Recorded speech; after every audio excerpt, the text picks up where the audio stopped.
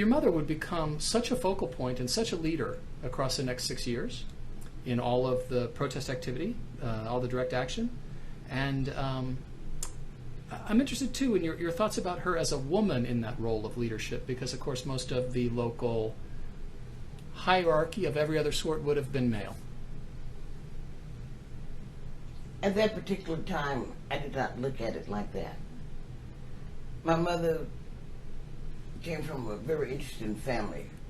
Her father was a dreamer, and my mother was a dreamer. My mother was a reader, an educator, and she believed that we as a race of people could not advance unless we were educationally equipped. I laugh because a lot of kids would get a lot of toys for Christmas, we would get books. It's something she believed in, and when she believed in something strong enough, she would go to the end of the world for it. And I often wondered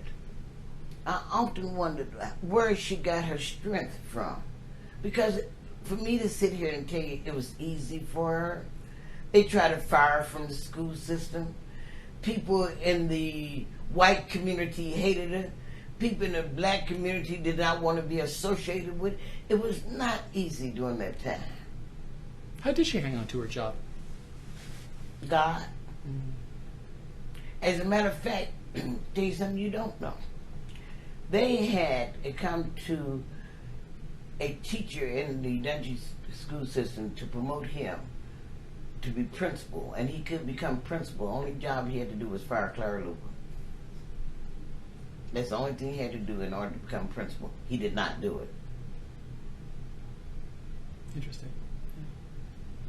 And as the history, you look back over the time, the road that she's come, it was hard, it was difficult.